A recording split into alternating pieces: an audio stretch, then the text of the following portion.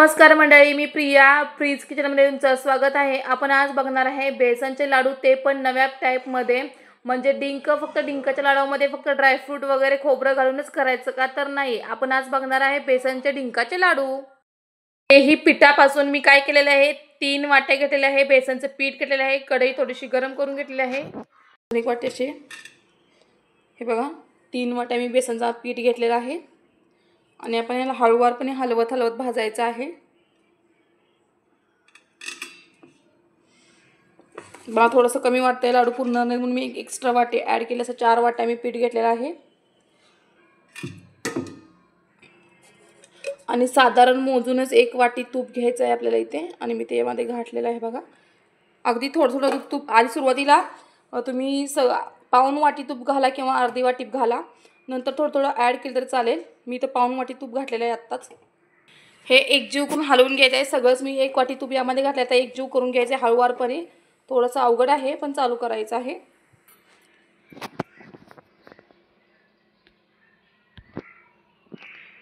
हे बघा, मी सगळं 1 वाटी यामध्ये घातलेलं आहे तूप आता। आणि बघा कसं झालेलं आहे, असं थोडंसं असं झाल्यानंतर समजून जायचं की आपल्याला तूप बाद झालेलं आहे। आणि लागलं तर वरून घातलं तर चालेल, पण सुरुवातीला तर असं गोळा गटड्या होऊन द्यायच्या आहेत, म्हणून मी 1 वाटी हळूवारपणे तूप घातलेलं आहे यामध्ये आणि सगळं पिठामध्ये मुरलेलं आहे। आता याला छान असं भाजून घ्यायचं आहे आपल्याला। टाइम चेक करायचा आहे किती वेळ बघायचं आहे आणि 5 मिनिटं भाजल्यानंतर आणि पुन्हा एकदा पण चेक करणार आहे। बघा 5 मिनिटं झालेले आहेत आणि छान असं पिवळा कलर आलेला आहे। इथे व्हिडिओमध्ये दिसत नाही पण छान असं पिवळा कलर आलेला आहे आपल्याला। अशा पद्धतीने आपण भाजून घेतलेलं आहे इथं। आज मी तुम्हाला एक गंमत दाखवणार आहे बघा। नेहमी मी ना स्वयंपाक करते तेव्हा ना काय करत असते माहिती आहे का, जेव्हा आपल्याला काहीतरी भाजत असतो किंवा काहीतरी असं सांडत असते बघा, हे सारखं कोण कोण पुसतंय असं, हा एक कमेंट करून नक्की सांगा। पण काही पण होऊ द्या, पण गॅस मात्र स्वच्छ पाहिजे बघा आपला।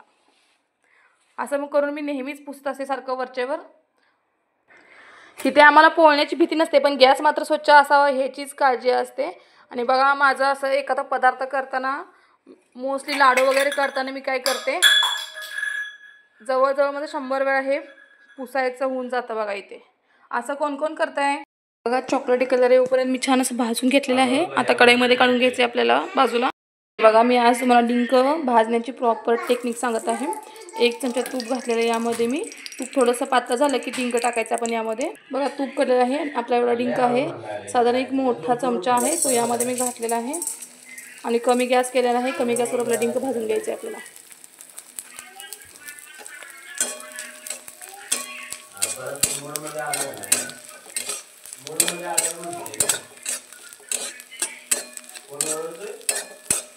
हे वारंवार मी हलवत आहे बघा आणि गॅस कमी केलेला आहे आपला।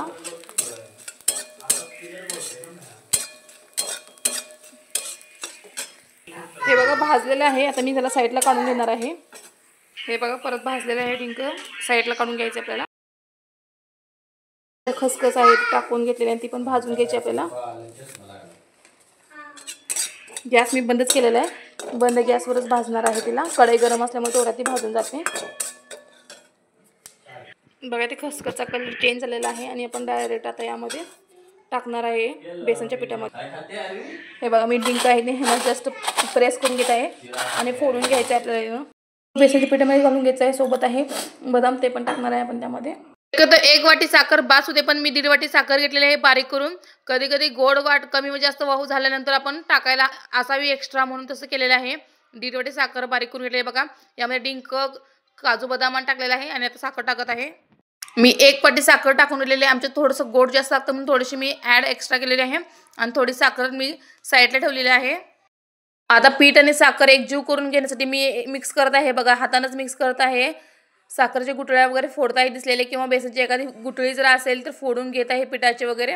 अशा तऱ्हेने मी मिक्स करून घेत आहे। यामध्ये साखर घातलेली आहे बघा आणि थोडंसं मी चमच्याभर तूप घातलेलं आहे, कारण मगाशी बघितले तर लाडू थोडेसे असे बांधायला येत नव्हते, असे येत होते बांधायला, पण ॲक्च्युली ते खूप फडफडीत झाले होते, म्हणून मी थोडंसं तूप ॲड केलेलं आहे बघा।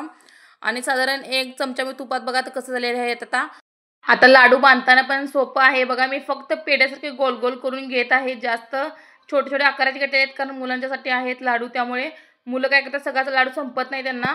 बघा अशा पद्धतीने आपले पेढे प्लस लाडू म्हणजे दर लाडू पण नाही, दर पेढा पण नाही आहे, अशा टाईपच्या आपल्याला बेसनच्या वड्या डिंकापासून बनलेल्या आहेत बघा. त्याला तुम्ही कोणताही शेप दिला तरी चालतो.